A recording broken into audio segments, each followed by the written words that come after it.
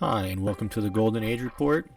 So, as you may know, Russia launched yet another massive missile attack using high precision, long range air and sea based armament, as well as drones. This was against the power facilities that operate Ukraine's defense industrial complex and their transport system. According to the Russian MOD, the goals of this attack have been reached. The corrupt Ukrainian regime also put out some air defense numbers following the attack. We want to limit our misinformation as much as we can, so we're not going to even mention these numbers here.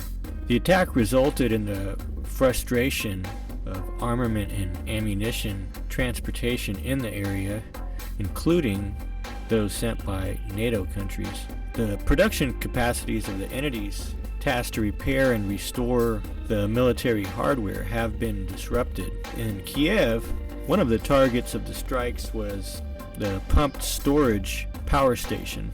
In Odessa, despite the active concentration of air defense, 2 substations were hit. So in this attack, Russia used a wide variety of missiles and launched them from various platforms. So they used the KH-101, the KH-555, the KH-47, the Kenzel, the Calibra, and the KH-59 cruise missiles. And they launched these from the Tu-95s from the Arctic region. They also used the Su-35s and the MiG-31Ks, and even some naval vessels from the Black Sea. So now let's talk about the battlefield, and let's start off with the southern region. This is definitely the most interesting area, as Russia has recently launched a large-scale attack across the entire front. While Russia has Ukraine somewhat pinned down in the Zaporozhye region, it's starting to proceed extremely aggressively in the Vuhledar area. After suffering one of its heaviest losses a few months earlier in the area, we hear that they sneak attacked on a foggy day to take over the hospital high-rise in the west, as well as the neighborhoods in the southeast. It also sounds like they are bringing in the robotic trench diggers, as they have extended their territory to the southeast of the town, and they are dug in fortifications now. Russia has quietly and quickly constructed an offensive fortress around the area. They have the main roads blocked to the west and the north. Ukraine tried to bring in an Su-25 to help out on the situation, but it was shot down immediately by air defense. A Russian commander took a lot of the heat last time around. This was over a month ago, attempting an invasion without enough support. Some are even calling for disciplinary actions on him. Well, that is certainly not the case this time, as to put it mildly, Vuhledar is on fire. After heavy rocket and artillery shelling, Russia has now brought in their most feared weapon, the heavy flamethrower. Ukraine continues to bring in reinforcements, but this looks to be another Bakhmut and Marinka type disaster if that's going to be the Zelensky strategy again. Ukraine is using the coal mines to store weapons and bring in more reserves into the area. Meanwhile, Russia's Marines are clearing the southeastern suburbs of Vuhledar. Last night, Russian troops entered the territory of the pumping station and entrenched themselves in a block nearby. Russian artillery grinds down Ukrainian positions near the pumping station and in the northeastern part of the town. Apparently last night, Ukraine lost a tank, 2 armored vehicles, and 2 counter-battery radars. After Russia came out with a powerful fist in western Zaporozhye, some sources say that Ukraine has gathered an estimated 40,000 troops to the north of the region's front. Russia has halted their advance, but they continue to prepare for an offensive in Orikhiv. Ukrainian positions on the outskirts of the town are under constant fire. They are using newly recruited recon drones to help conduct raids on Ukrainian strongholds. They recently gained the high ground over the town and continue to take advantage of that situation. The promise of tanks and future weapons doesn't help Ukrainian troops in their current predicament. The large accumulations of troops can only watch as Russia continues to pound the vital fortified hub.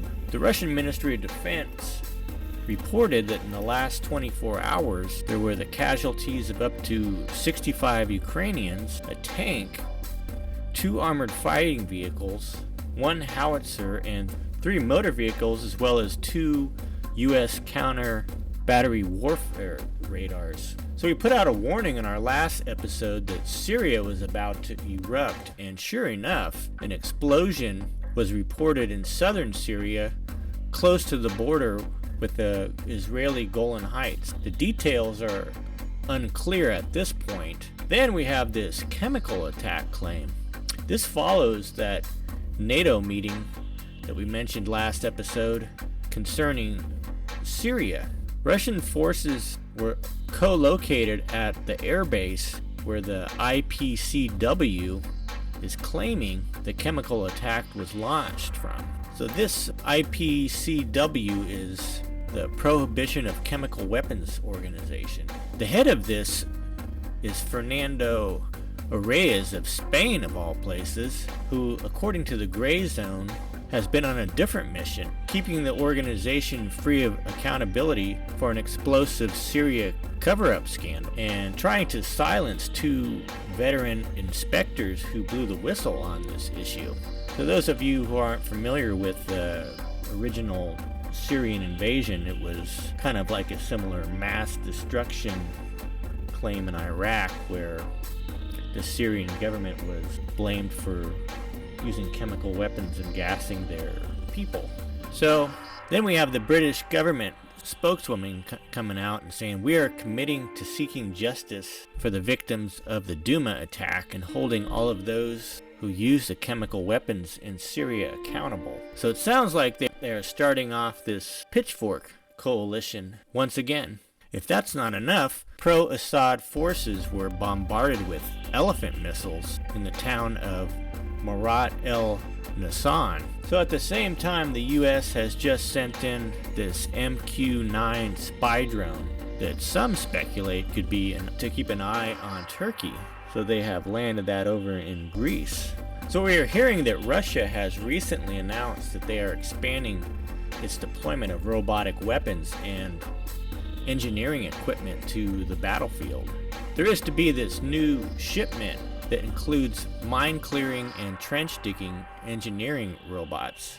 Some of these appear to have the capability to have both weapons and perform engineering tasks. These robots were said to be used effectively in Syria. The biggest news, perhaps, is this new deployment that is supposed to show up in February. This is called the Russian Marker. This can be fully autonomous with AI or controlled remotely. It's claimed to have the ability to control and utilize a swarm of drones.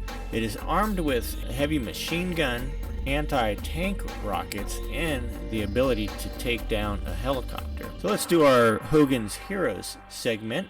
So Ukraine will summon the ambassador of Hungary after Viktor Orban called Ukraine a no man's land. Well, we like the term Mad Max dystopia on this channel. Victor and I are definitely on the same wavelength on a lot of topics. Meanwhile, out west we have Musk demanding answers from the fake news network. You know, the mainstream ones. At the same time, we have Trump coming out now to slap Zelensky around a bit. He posted on Truth Social that Zelensky is demanding tanks, then planes, and finally it will be nukes. It's good to see him come out, as his followers' base is huge. They may need to be woken up on some of these things as we move along here. These comments are sure to ripple out and have an impact on this whole situation.